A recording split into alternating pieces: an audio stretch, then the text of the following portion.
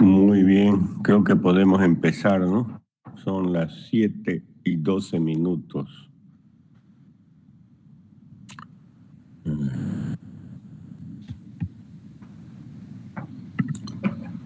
Muy bien, el tema de hoy se llama osteomielitis, es decir, infecciones óseas.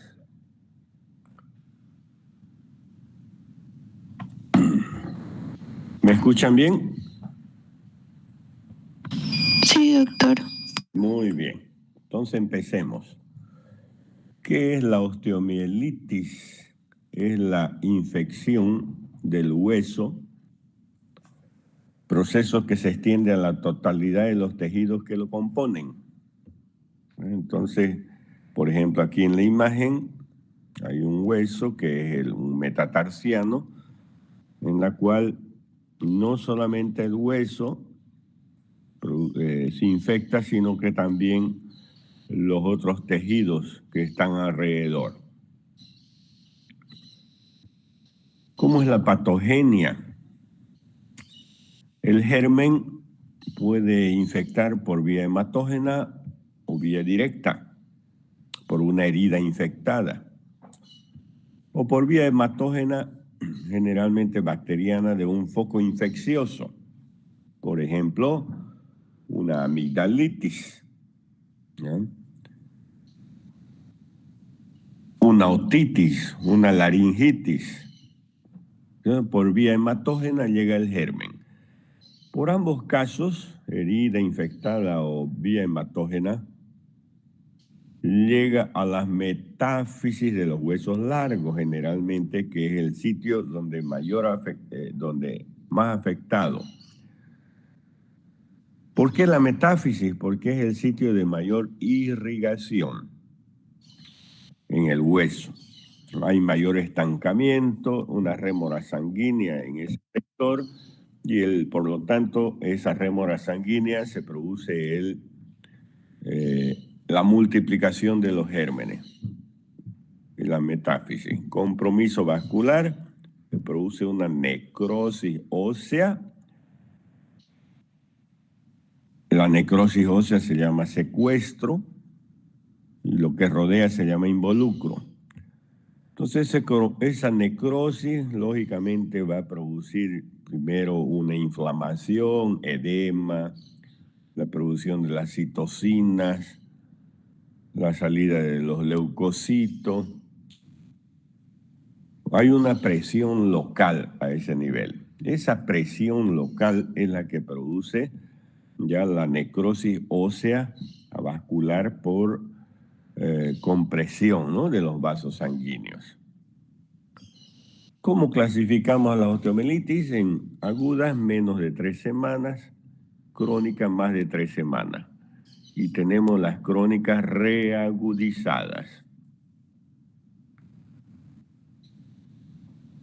Formas clínicas de osteomielitis aguda. Osteomielitis aguda tenemos generalmente en paciente adolescente o niño. La vía hematógena es la más común.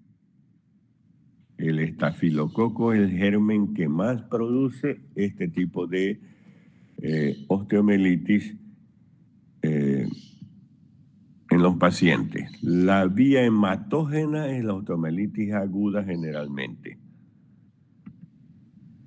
Ahí está la patogenia, desde la piel, una herida, o de las vías respiratorias, una laringitis, ¿ya? U otros. El germen produce un foco infeccioso en la metáfisis de los huesos largos. ¿Qué produce ese foco infeccioso? Hiperemia, compresión de vasos sanguíneos por el aumento de la presión, ¿no?, porque hay una proliferación. Necrosis ósea, ese es el secuestro y la destrucción del hueso. Epidemiología, vean, la hematógena se produce entre los 10 y 20 años. El sexo masculino, frecuencia de traumatismos esqueléticos, factores medioambientales, la pobreza, suciedad, desnutrición, traumatismos frecuentes, enfermedades cutáneas no reconocidas o no tratadas.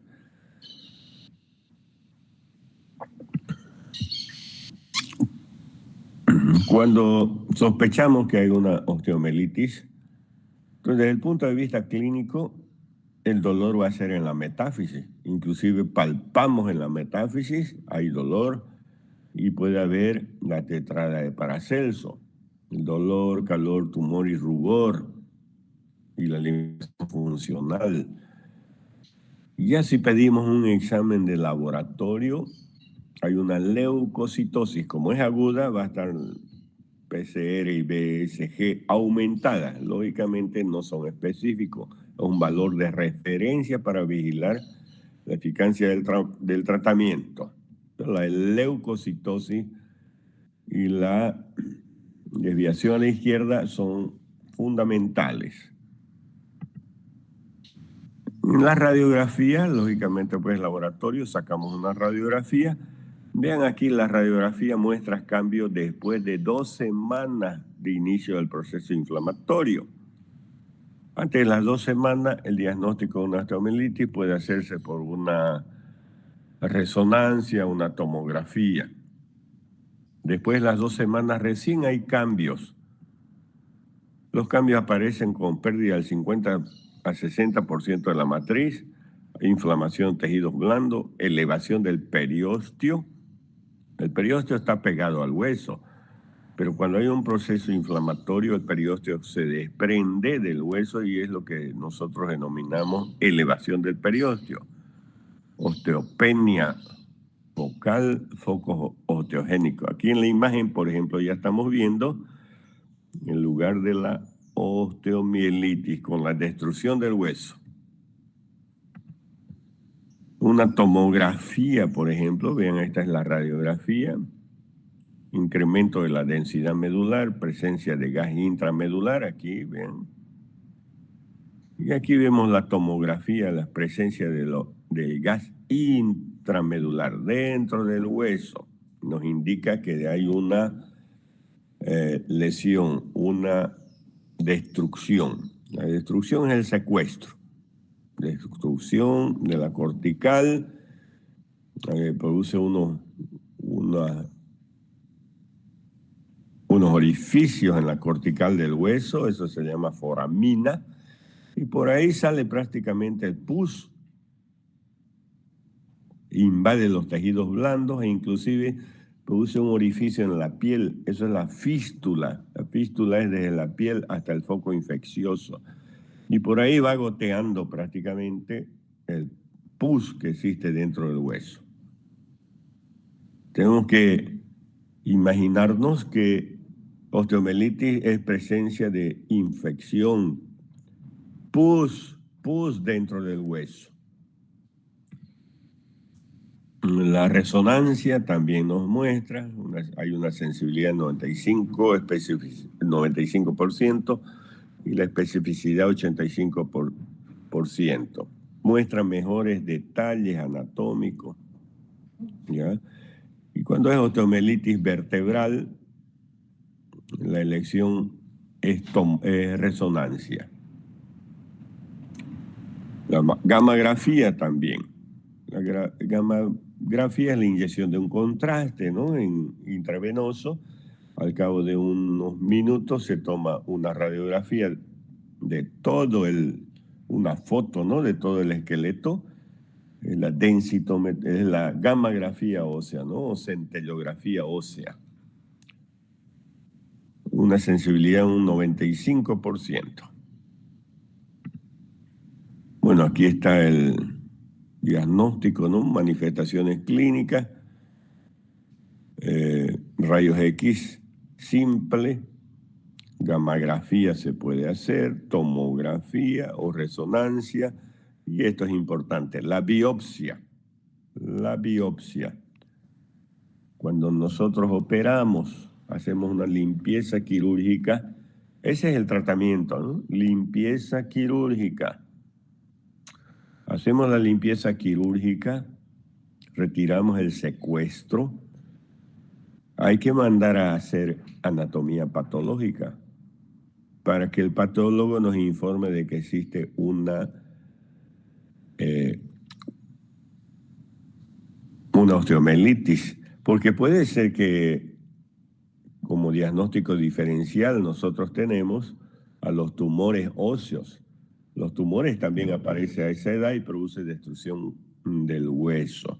Ya ese es el diagnóstico diferencial más importante. Por eso la biopsia es fundamental.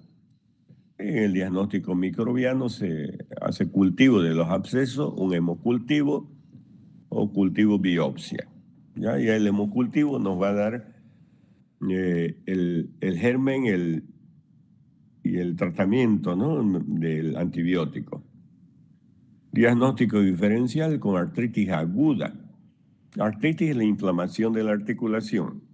Dolor articular, impotencia funcional, signos inflamatorios, derrame articular. Y también con el sarcoma de Ewing, les decía, con el tumor, con los tumores óseos. Sarcoma de Ewing aparece ¿cuándo? A la edad de 10 años, 10 a 20 años, igual que la osteomielitis aguda. Ubicación del proceso en la metáfisis de los huesos largos, igual que la osteomielitis. Dolor, igual que en la osteomielitis. Signos inflamatorios, igual que la osteomielitis.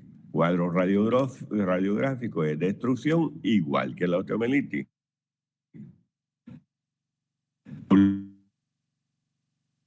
Obligatorio, anatomía para todos los casos de osteomielitis intervenidos. Si nosotros vamos a operar una osteomielitis, hay que hacer anatomía patológica para que o es osteomielitis o es un tumor. El tratamiento es quirúrgico, generalmente la osteomielitis es una limpieza quirúrgica, ¿no?, ya sea con anestesia general o anestesia raquídea, si es en miembros inferiores. Limpieza quirúrgica, ¿no? El tratamiento es abordaje del segmento comprometido, es decir, la incisión, ¿no?, apertura. Cuando llegamos al hueso, hacemos una apertura en la cortical del hueso. Curetaje del foco osteomielítico con extracción del material purulento, tejido óseo comprometido. Se puede dejar una sonda con goteo ahí para que continuamente vaya lavando el hueso, y movilización con férula de yeso. Ese es generalmente el tratamiento, y lógicamente antibiótico también. El antibiótico farmacológico, antibiótico de amplio espectro, hidratación. Y lógicamente estos pacientes tienen desnutrición, ¿no?, como han visto, factores predisponentes. La nutrición es importante. Luego la osteomielitis, eso es aguda. Tenemos la osteomielitis crónica, más de 3 semanas ya es crónica. Ahí, por ejemplo, en la osteomielitis crónica tenemos el absceso de Brodier, la osteomielitis esclerosante de Garré. Aquí, por ejemplo, vemos ya en la metáfisis. Siempre busquen la metáfisis, ¿no?, de los huesos largos. Ahí hay el foco osteomielítico.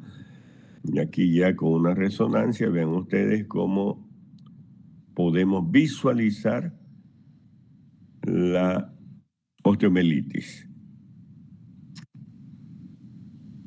Infección crónica del hueso, secuela de osteomielitis aguda, osteomielitis de baja densidad aguda.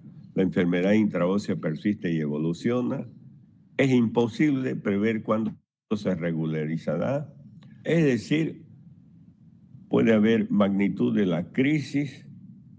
Es decir, que una osteomielitis se puede convertir de aguda a crónica.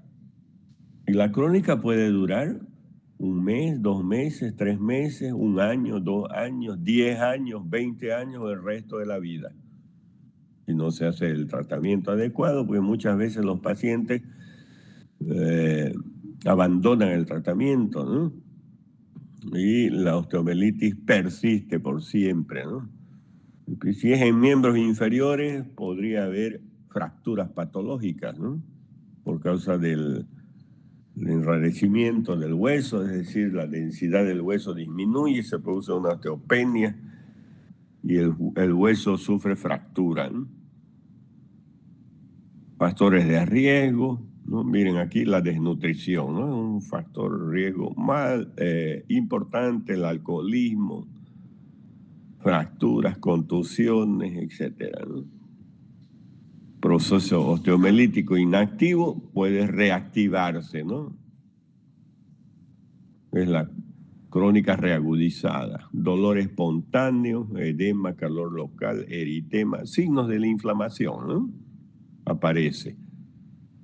Examen radiográfico, zonas osteolíticas de destrucción, engrosamiento del periósteo y de las cavidades óseas, secuestros y deformidades.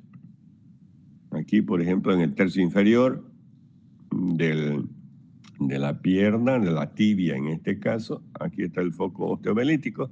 Aquí no necesitamos resonancia ni tomografía, aquí ya vemos con una simple radiografía la osteomelitis, ¿no? Inclusive está con fractura aquí, ¿no? Una fractura patológica. Deformidad, ¿no? Vean ustedes la deformidad que puede haber también en las osteomelitis. Y el objetivo del tratamiento de la osteomelitis crónica es eliminar el tejido osteomielítico, drenar los abscesos intraóseos, eliminar los secuestros, es decir, la necrosis del hueso, limpiar de material purulento, es decir, hay pus ahí adentro con una cureta, se extrae todo lo que está necrosado, ¿no? Y sale pus.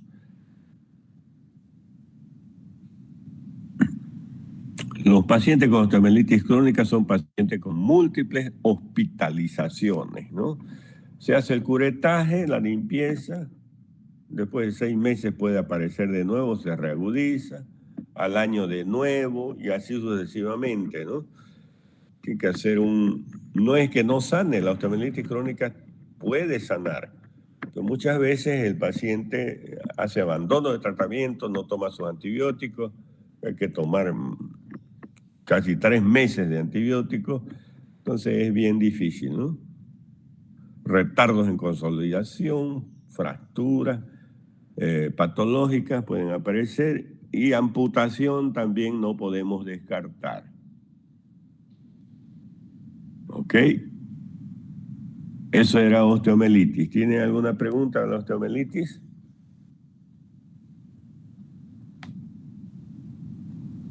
Doctor, ¿la cirugía es de emergencia o programada? La osteomelitis crónica es de emergencia, para que no pase perdón, la osteomelitis aguda es emergencia, para que no pase a crónica, ¿ya? La aguda, ahí se hace el curetaje, a veces si es inicial, hasta con antibióticos se puede tratar, si es en los primeros días. Pero ustedes ven que si sacamos radiografía, 2 semanas no se ve en la radiografía la osteomelitis, ¿no es cierto? Después ya a las 3 semanas ya es crónica. Si nosotros en los primeros días hacemos el diagnóstico, a ver si viene un niño, por ejemplo, con dolor en la pierna, cerca de la rodilla, en la metáfisis de la tibia, doy un ejemplo, dolor en la metáfisis, entonces lo ideal se va a pedir una radiografía, pero no va a salir en la radiografía la osteomelitis, entonces le pido una tomografía o una resonancia. En la resonancia ya sale el foco osteomelítico, entonces ahí ya yo puedo hacer el antibiótico o bien el tratamiento quirúrgico, la limpieza. Y prácticamente casi un 90-100% de eficacia en el tratamiento, ¿ya? Entonces, la cosa es que no pase de aguda a crónica, ¿ya? Por eso, un dolor en la pierna, en la metáfisis, dolor, edema, es decir, la tetrada de Paracelso, ¿no? Dolor, calor, rubor y enrojecimiento del tercio superior de la pierna, por ejemplo, en la metáfisis de la tibia o tercio inferior del fémur. Yo tengo que investigar, ¿no? Es una emergencia. No puedo dejarlo días y días y que pase a la crónica. Ya la crónica es complicada, ¿no? Entonces, la aguda es emergencia. La crónica ya no es emergencia. ¿Está bien? Sí, doctor. Bueno, entonces ahora pasamos a artritis séptica.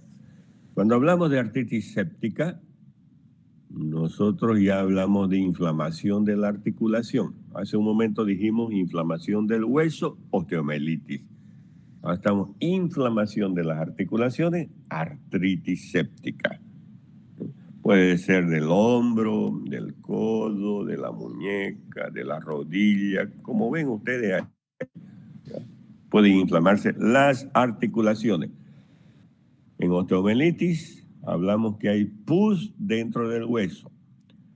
En artritis hablamos que hay pus dentro de las articulaciones. Se hincha la articulación llena de pus. Ya nos imaginamos, ¿no? Llena de pus, la articulación va a comprimir al cartílago y al lino que hay en las articulaciones. Y imagínense un niño con artritis séptica, con pus en la articulación, va a comer el cartílago y el lino y va a tener artrosis, ¿no? Un niño con artrosis, imagínense. Por eso las artritis son emergencias, urgencias, ¿no? Lo más rápido posible. Un niño que venga con la rodilla hinchada, dolor, calor, tumor, rubor, limitación funcional. Hago una punción en la rodilla, puedo hacer una punción, una artrocentesis. ¿Qué es lo que va a salir? Va a salir pus en la jeringa. Inmediatamente al quirófano, hacer una limpieza quirúrgica para salvar ese cartílago, hueso, todo lo que hay ahí, ¿no? Dentro de la articulación. Pero principalmente el cartílago para que ese niño o ese paciente no tenga artrosis. ¿Ya? Entonces es grave la artritis, es una emergencia. Y osteomielitis aguda, artritis séptica son emergencias. Entonces, infección bacteriana de la articulación, ¿no? Más frecuente en la infancia, entre 1 y 3 años. Por eso les digo yo, niños, ¿no? Varones que mujeres, 2 para 1 en la articulación de los miembros inferiores. Rodilla principalmente, cadera, es decir, la coxofemoral, tobillo. ¿Por qué? Porque son las articulaciones más grandes y que tienen mayor irrigación. Llegan más gérmenes y por lo tanto va a haber más infección. Ahí está la articulación de la rodilla y el cartílago. Recordemos siempre que debemos proteger nuestros cartílagos. Factores predisponentes, artritis resistente, traumatismo penetrante en la articulación, ¿no? Cirugías o inyecciones intraarticulares. Muchas veces se coloca en la rodilla infiltración, decimos, ¿no? Entonces, mucho cuidado porque puede producir una artritis. Enfermedades crónicas, antecedentes respiratorios 2 semanas previas, es decir, un resfrío, una laringitis, una otitis, una faringitis, etcétera, que por vía hematógena puede llegar a la articulación. Infecciones cutáneas, la varicela también, ¿no? Aquí están los gérmenes, ¿no?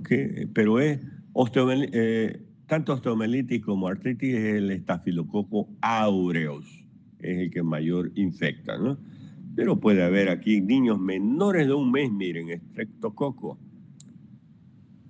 Menores de 2 años, hemófilos influenza, en los menores de 2 años. Salmonella, presentación en los tumores inmunocomprometidos, por ejemplo el SIDA, ¿no? La salmonella es el que más infecta. Neisseria gonorrea en los recién nacidos y a los sexos activos, ¿no? Es decir, la gonorrea, ¿no? Streptobacillus, en la forma de presentación, en las mordeduras de ratas, por ejemplo, ¿no? Porque transmiten ahí las ratas, ¿no? Serratia, Corinebacterium piógenos, se presenta cuando hay tumores y los inmunodeprimidos también. Y la brucela, y Mycobacterium tuberculoso, artritis crónica monoarticular. Son las formas, los microorganismos y en las patologías que se presentan, ¿no? La diseminación hematógena más frecuente, inoculación directa por contigüidad. Esta es la más frecuente, ¿no? Si se presenta más en niños, la vía hematógena es la más frecuente. Otitis, laringitis, amigdalitis, etcétera, ¿no? Viaja a la articulación, el germen, el estreptococo, y produce la infección, ¿no? Infección de la sinovial, produce una reacción inflamatoria, daño del cartílago, cambio irreversible después de 7 días. Lógicamente, la reacción inflamatoria con migración de polimorfos nucleares, el exudado, el edema, aumento del flujo, de la presión articular. Ahí está la artritis.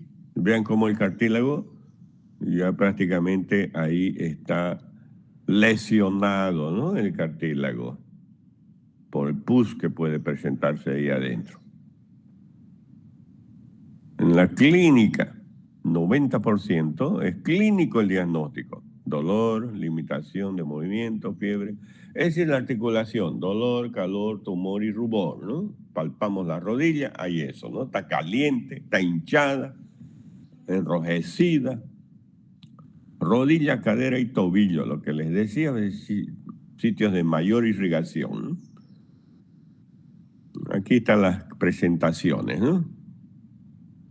La distribución. El diagnóstico, historia clínica, antecedentes de una infección respiratoria generalmente, la exploración física, el miembro cuando está con artritis, es decir, puede ser la rodilla, el codo, la cadera, siempre entran en flexión, posición antálgica de Bonnet se llama esa, en flexión. Se puede análisis del líquido del líquido articular, mediante una punción de la articulación. Y sale pus, ya está el diagnóstico, ¿no? Es una artritis. Se puede radiografía, ecografía, centellografía de tecnecio 99, tomografía, resonancia, todo se puede sacar. Hemocultivos, reacciones de fase agudas en sangre, leucocitos, ¿no? Aquí, por ejemplo, la rodilla. De un niño, su rodilla, les decía yo que entra en flexión, está flexionada, no está extendida. Si la extiende, le va a doler. Posición antálgica de Bonnet.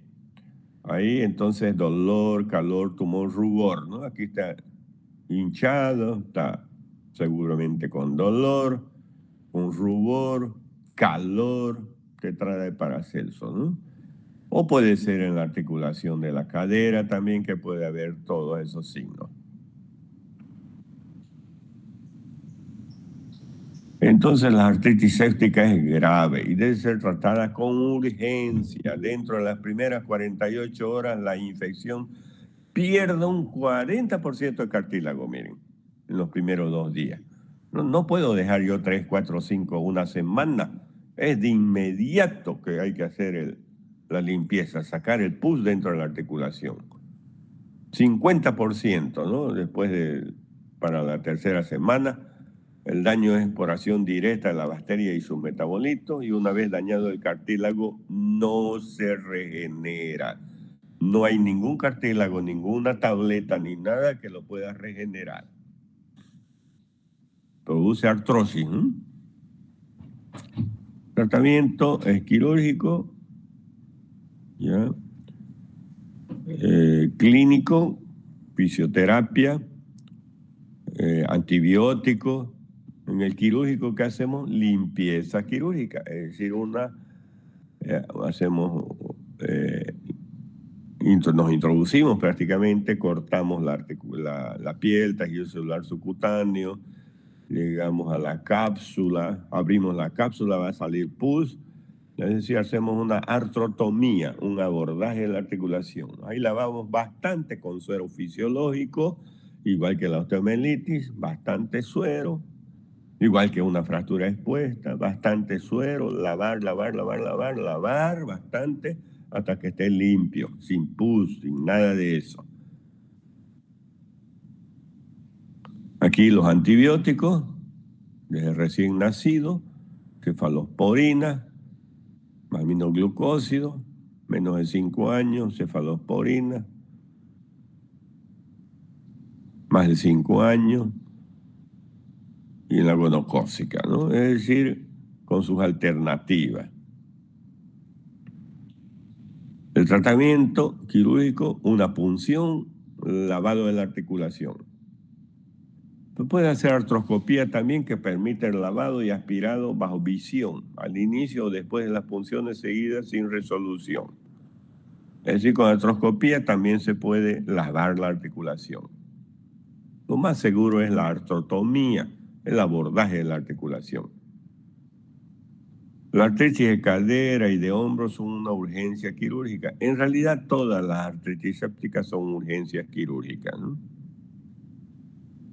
Muy bien. Esas son las artritis y las osteomelitis, entonces, ¿no?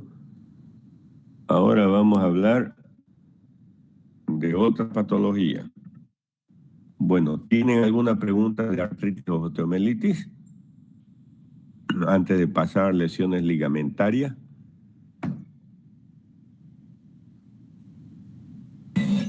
Doctor, creo que escuché que era solamente el lavado de la articulación. ¿No se pueden instilar antibióticos dentro de la articulación?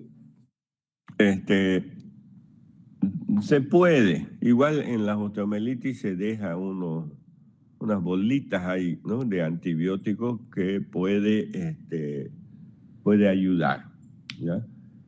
Se puede, hay también. Pero si ya hay pus, ¿qué va a hacer el antibiótico? Dígame. No hay nada pues que hacer. Si ya hay pus, no va a ir el antibiótico a matar el pus. El antibiótico se da o se puede colocar para que evitar, digamos, que se forme pus. Pero si ya hay pus, necesariamente hay que hacer la limpieza quirúrgica, ¿ya? Ir a sacar el pus, drenar prácticamente, es un absceso, ¿no? O dentro del hueso o dentro de la articulación. ¿Ya? Sale el pus y bueno, ya ahí se puede dejar antibióticos, ahí en local, ¿no? Se puede, ¿ya? Pero lo mejor es pues la limpieza quirúrgica, ¿no? Eso va a solucionar el problema. ¿Ok? ¿Alguna otra pregunta? Bueno, avancemos el último tema que tenemos del programa, que son las lesiones ligamentarias. Ya creo que ya la otra semana ya es el segundo parcial y después el examen final teórico y práctico, ¿no? El segundo parcial les voy a tomar virtual y el final va a ser presencial y lógicamente en el final teórico también viene el final práctico, ¿no? Entonces, este es el último tema teórico, ¿ya? La teoría. Hoy vamos a pasar a la práctica también. Después de esta teoría nos vamos a la práctica y es la última práctica también, que es enyesado, ¿ya? Y ya después viene y ya nos vemos en el examen final práctico también. Entonces, lesión de ligamentos. ¿A qué se refiere con esguinces? Nosotros escuchamos hablar de esguinces, ¿no? Esguince o torcedura, ¿no? Vean, ¿cuál es la articulación o los ligamentos que sufren más esguince? Es el tobillo. ¿No? El tobillo, jugando fútbol, por ejemplo, después una inversión y una supinación. Vean aquí en la figura, una inversión y una supinación. Y estos ligamentos laterales son los que más sufren, ¿no? ligamentos, daños ligamentarios. Aquí en el tobillo, en la parte externa, hay 3 ligamentos: peroneo astragalino anterior, peroneo calcáneo y peroneo astragalino posterior. Si se produce una inversión del pie, una mujer, por ejemplo, con tacos altos, fácilmente puede producir este tipo de inversión, este tipo de mecanismo. El primer ligamento en dañarse es el ligamento peroneo astragalino anterior. Si la inversión es mayor, viene el peroneo calcáneo, y si es mayor esa inversión, los 3 ligamentos se van a soltar y puede producir inclusive fractura. Después de eso viene el proceso inflamatorio, ¿no? Con edema local, hematoma, enrojecimiento ahí, ¿no? Y dolor en el tobillo, ¿no? Entonces vean ustedes aquí, este varón o mujer, creo que es varón ahí, produce una inversión haciendo un ejercicio. Produce una distensión brusca del ligamento, puede haber desgarro incompleto, es decir, hay ruptura en las clasificaciones de los ligamentos, hay grado 1, 2 y 3, ¿no? Puede ser para adentro también, es decir, la inversión y la pronación hacia afuera produce lesión de la parte interna de los ligamentos del tobillo. Aquí entonces en la inversión, aquí hay 3 ligamentos, los que ya nombré: peroneo astragalino anterior, peroneo calcáneo y el peroneo astragalino posterior. Aquí están los grados en función del daño, según Álvarez Cambras, de menor a mayor gravedad. Grado 1, ruptura menos del 5% de la fibra. Grado 2, ruptura 40 a 50% de la fibra. Y grado 3, ruptura completa del ligamento. ¿Qué podemos pedir nosotros cuando hay un esguince de tobillo, por ejemplo, o de rodilla? En la radiografía no se va a ver el ligamento, pero sí en una resonancia se va a ver. Entonces pedimos una resonancia y nos va a decir si es grado 1, grado 2 o grado 3. El grado 1 generalmente es inmovilización, hielo para evitar que progrese el proceso inflamatorio y el dolor. Ya grado 2 y 3 prácticamente el tratamiento es quirúrgico, principalmente en los deportistas, ¿no? De alto rendimiento, un futbolista, en un atletismo, etcétera, que lo va a utilizar su tobillo, prácticamente el tratamiento es quirúrgico, ¿no? Hay que reparar el ligamento.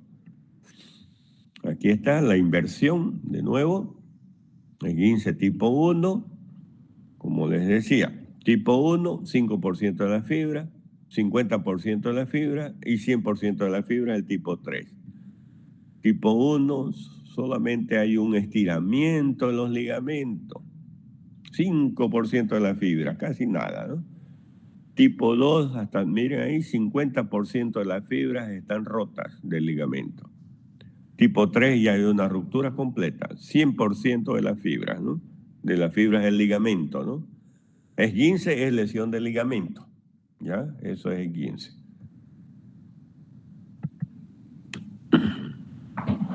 Hay otra clasificación según Borrell, sin solución de continuidad y con solución de continuidad. Sin solución de continuidad, una distensión fibrilar, elongamiento fibrilar, ruptura incompleta.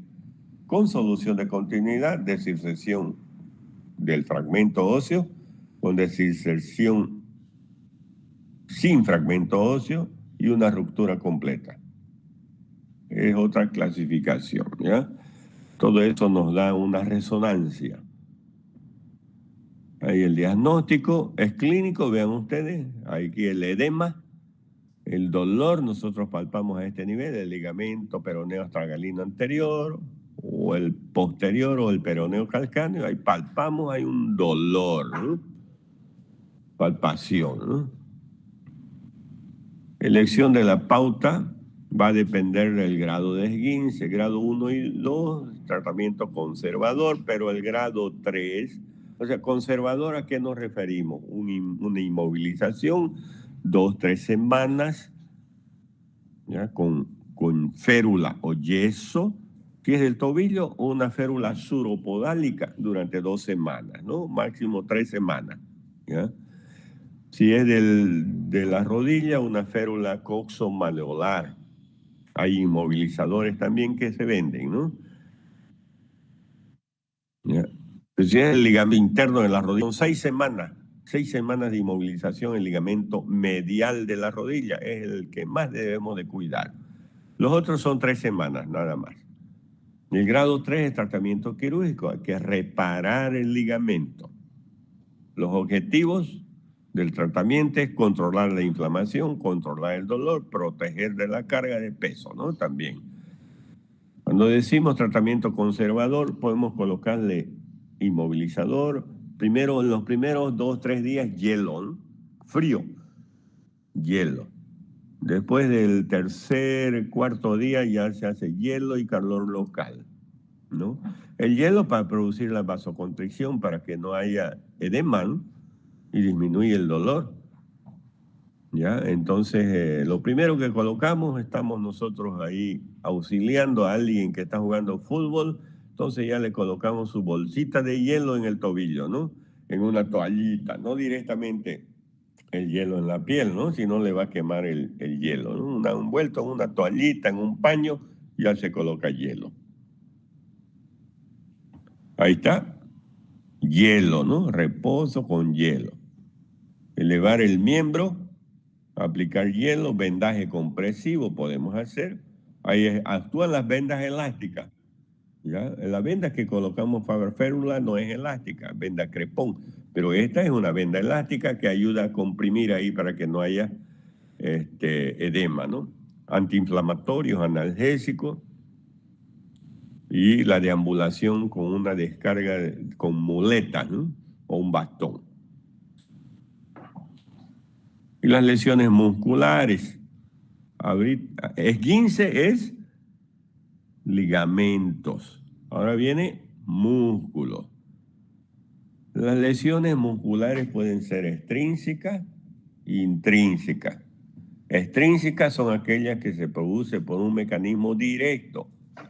Puede ser un choque, contusiones musculares son eso, ¿no? Directamente una patada en la pierna, en la batata de la pierna, ¿no?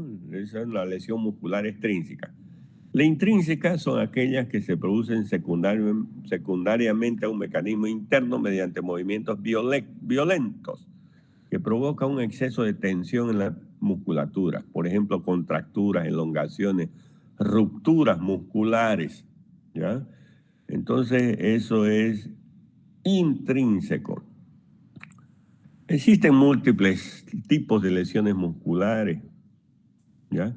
Que pueden atingir también los ligamentos, músculos, articulaciones, o músculos ligamentosos o ligamento articular.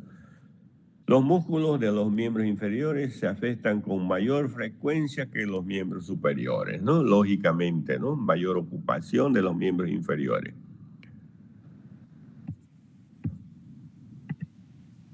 Entonces, grado 1, aquí no hay ruptura, simplemente una elongación del músculo, una contusión se llama. El grado 2, un 40-50% de las fibras están acometidas. El grado 3, prácticamente una ruptura completa, ¿ya? Aquí son los tipos de clasificación según el grado, ¿no? Ahora, inflamación muscular de efectos retardados, un dolor que aparece entre 2 o 3 días después de un ejercicio intenso o desacostumbrado. La causa de este dolor se debe a acumulación de ácido láctico y pirúvico. El dolor es más intenso en la zona músculo-tendinosa, ¿ya? La macurca, ¿no? Es lo que nosotros denominamos, esa es la inflamación de efectos retardados. 2 o 3 días después del ejercicio intenso, una caminata intensa, está apareciendo este tipo de dolor. Desaparece, ¿no? El ácido láctico o pirúvico que se han acumulado, pero eso va desapareciendo, ¿no? Hay las contracturas. Se producen en los músculos que actúan con sobrecarga durante un tiempo prolongado. Palpando se encuentran nódulos. Otra causa de la contractura es el estrés también, ¿no? Aquí en la región cervical, en el dorso, nerviosismo que repercute sobre el cuello, provocando pesadez de hombro, cansancio general. Esas son las contracturas, ¿ya? Calambre se origina por trastorno circulatorio o por depresión de sodio, potasio, magnesio, es decir, electrolitos, ¿no? Debido a la pérdida de minerales durante esfuerzo. Aparecen en gemelos o antebrazos. Es una contracción muscular involuntaria, intensa y dolorosa de varios grupos de fibra, ¿no? Esos son los calambres, ¿ya? Se soluciona con dar electrolitos, ¿no? Por eso cuando uno hace una intensa actividad en el gimnasio, jugar fútbol, el sol caliente, sudoración, perdemos electrolitos, entonces hay que hidratar, ¿no? Para que no venga el calambre. Por sobreesfuerzo también, ¿no? Las lesiones por elongación, tenemos las distensiones, contusiones, desgarro total. Distensiones, no existe lesión de la fibra muscular en distensiones. Se produce como mecanismo, como consecuencia de un sobreestiramiento del músculo, sin llegar a la ruptura. Se produce inflamación, dolor, tirón muscular también se conoce, ¿no?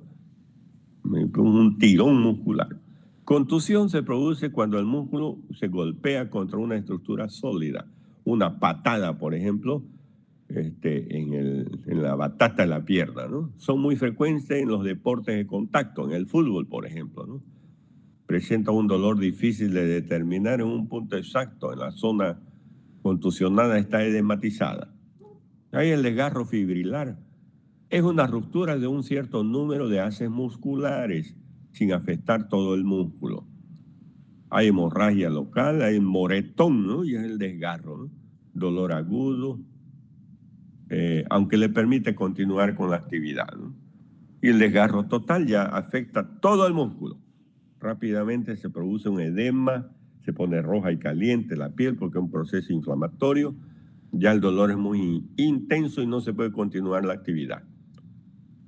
Dado que es total, hay un hundimiento de la zona, por ejemplo, generalmente el músculo recto anterior del muslo es el que más acometido es el que más lesionado más frecuentemente, ¿no? Recto anterior del muslo, hay un hundimiento en el recto anterior del muslo, generalmente en los futbolistas. Ya el tratamiento es quirúrgico, hay que reparar el daño. Lo más frecuente es que se dé en miembros inferiores. ¿En qué músculo? En el recto anterior del muslo, del cuádriceps, ¿no?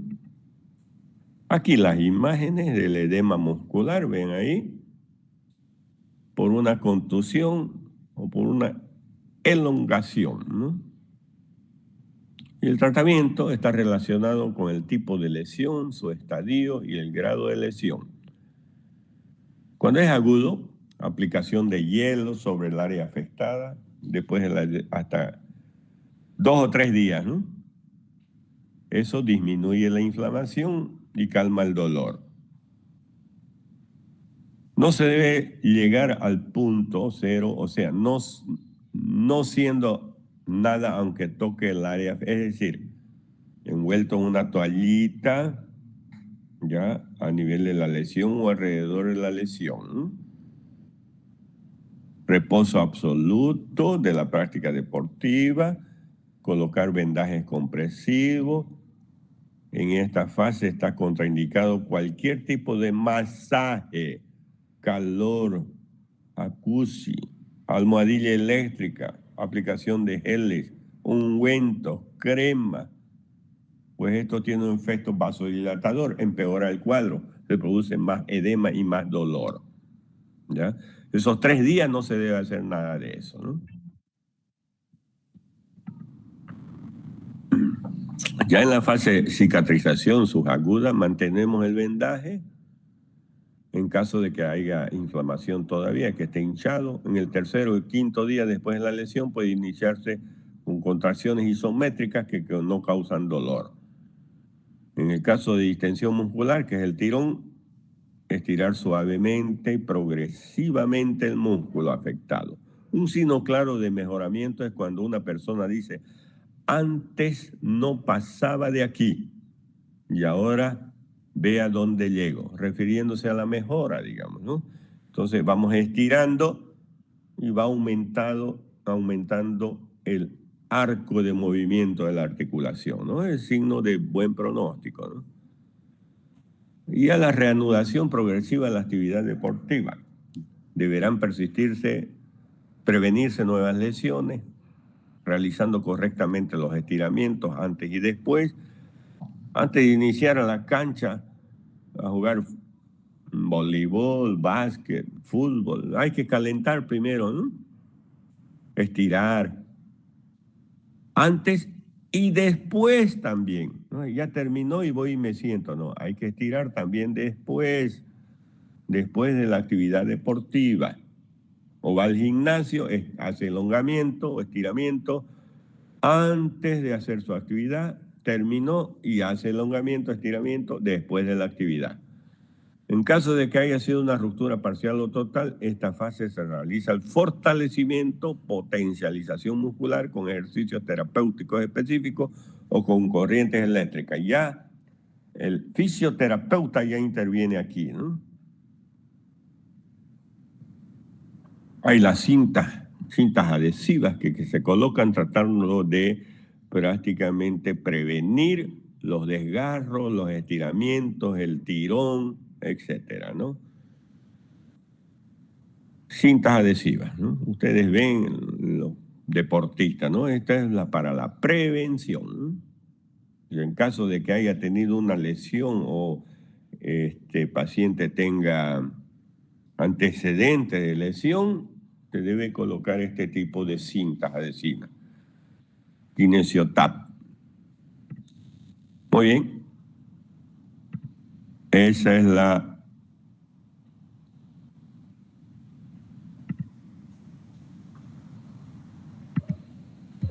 clase de hoy. ¿Tienen alguna pregunta?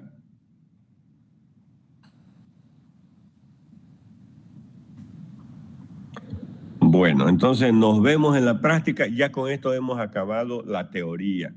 Todos estos temas, displasia cadera, Leckalve-Perthes, epifisiólisis, Piebot, ¿qué más hemos dicho? Osteomielitis, artritis, lesiones musculares.